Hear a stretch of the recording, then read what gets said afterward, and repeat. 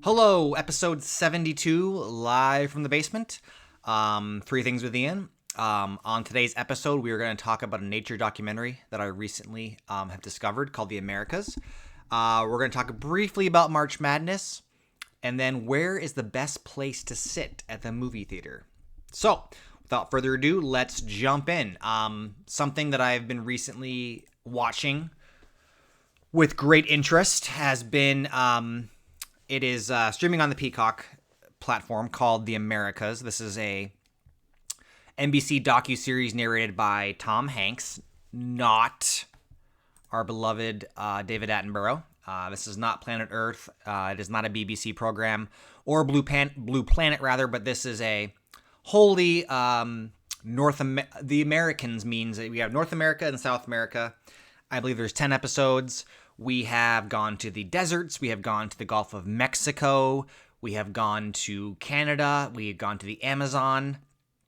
5-year project, right? 180 expeditions. The only thing that I like more than nature shows is the making and the mythology and the crafting and the process of these incredible programs.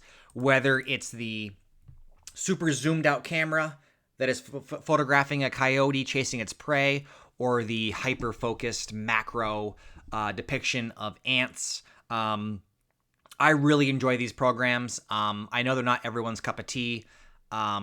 This one I think is very good. Not really interested in comparing it necessarily to the Blue Planet or the other programs out there. This is very similar in terms of highlighting, showcasing 3 or 4 different animals, and everything from migration to hunting to mating. It zooms in on the little ants and the little buggies in our world, and it also zooms out and looks at orcas and blue whales. And so this has got a bit of everything in it. I think Tom Hanks does a reasonably good job. He's not maybe my favorite narrator, but he does a fine job. I believe Barack Obama narrated a recent nature show as well. So we are getting some diversity of individuals. It's not just the David show. So far, I've really enjoyed it. They've highlighted a great oak tree that is very, very close to Massachusetts, where I come from. These are fun. If you just go in wanting to be not only blown away by the visuals, we have come so far in terms of the crafting and the technology and the editing and really compelling narratives, whether, like I said, there's the chase, whether it's the mating, whether it's the new life, the babies and their struggle. And obviously they sort of build it up to be like a crisis moment, and then there's resolution. And obviously there's some editing and some behind the scenes-manship. But I really enjoy this show. It is called The Americas. It is highlighting North and South America, so places we have heard about and maybe have visited. I give it 2 thumbs up. And I hope you all are able to at least tune in for a little bit of it. So that is my number 1 recommendation, The Americas, a docuseries on NBC and Peacock, starring the one and only Tom Hanks. Number 2, let's talk a little bit about March Madness. I might do more March Madness stuff, but every year we are confronted with the pleasure and peril of the office bracket, of the competitive series where you are putting in money and you're creating a bracket of all the games and you're picking the Final Four and the winner and all that jazz. And every year we are told explicitly by no less than 20 publications out there that the odds are like 1 in quintillion that someone will get the perfect bracket. I've always, as the great Han Solo said, never tell me the odds. I don't think that this year or next year we'll see a perfect bracket, but I guess my point is really strange once in a quadrillion moments happen all the time. Every time we have a mega ball winner and the odds are ridiculous, eventually the money increases because there's no winner. Eventually we get a winner and the odds are crazy that person won, but they did win. So I guess my biggest point is people keep saying we'll never see a perfect bracket. It could literally happen this month. April. It could happen. It probably won't, but I don't always really find the narrative of like it being very hard to predict it 100% accurately correct. It is very difficult, but there are people that have been struck by lightning 5 times. There are people that have survived plane crashes. every day there's 1,000 mini miracles happening, and some are far more important than picking random basketball teams that you may not have even heard about. We finally had a 16 seed beat a number 1 seed. For years, they said that would never happen. One of the reasons why it's harder to predict the winners is there's much more parity in the league. Your number 1 seed and 15 seed used to be a fathom apart in terms of quality on the court. That has shrunken considerably, but I'm on the record. This is in perpetuity. This is on the YouTube platform that we very might well have somebody that almost or does get a perfect bracket. It's just one of those things that it's difficult because the probability of doing it is slim. But so many weird things happen, so many just different things, and there's a lot of people doing the brackets. I don't know if they're more popular year over year. That'd be an interesting fact to look into. But it might happen, and if it does happen, I will not be super surprised. We always have people that come very close. Whether those people have any extra insight or they're just lucky or it's a combination of reading a lot of websites.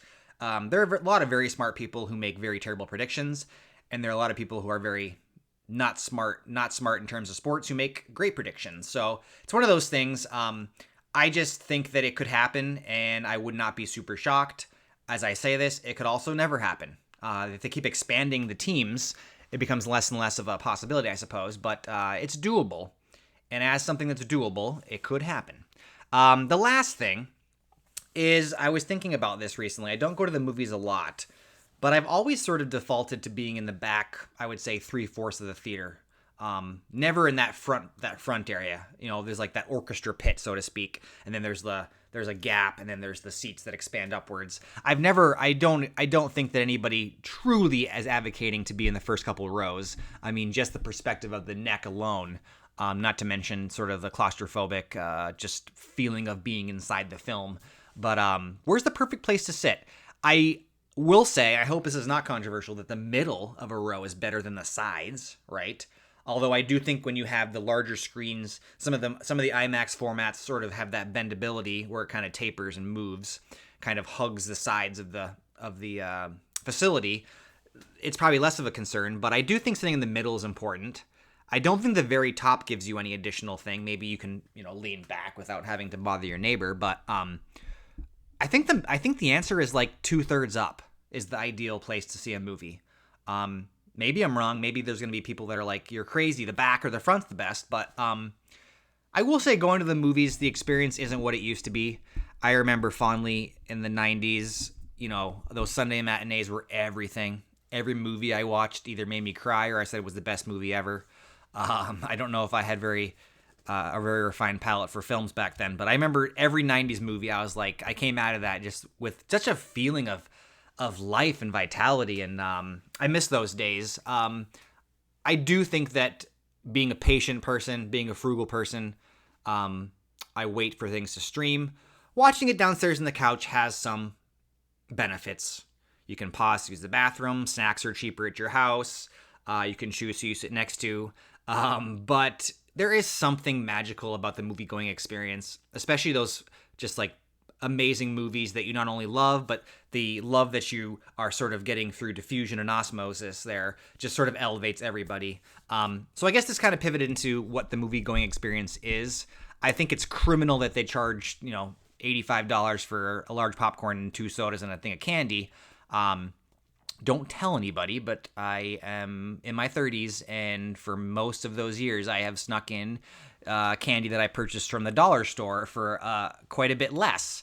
Tisk, tisk, tisk. But back to reality here. I do think that it changes as you age. I think when you're young, going to the movies is like an experience. It's experiential in a way that's very dopamine inducing. It feels really good, and I think everything's a better movie when you see it live, and then when you can be more critical on the small screen. But this is a good weekend for me in terms of movies. I guess I can timestamp this pretty particularly is that we have Moana 2, which I'm not super interested in, but I will check out. The Electric State, which is the massive Russo brother, wildly panned Netflix foray into artificial intelligence and robotics. Bobby Millie Brown, and Chris Pratt. Maybe not the two most charismatic individuals on the planet, or the most beloved. They seem kind of cringy to me. And then Anora finally starts March 17th on Hulu.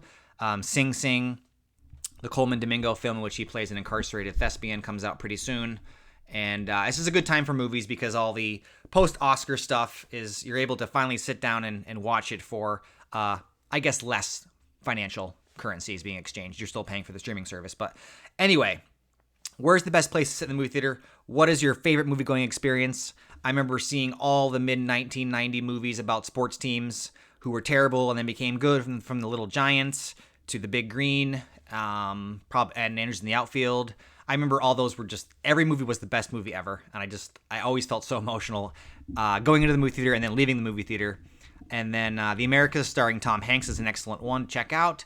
And lastly, we talked about March Madness bracket. Maybe there'll be a perfect one. Never tell me the odds. Never tell me the odds. See you guys tomorrow. Bye.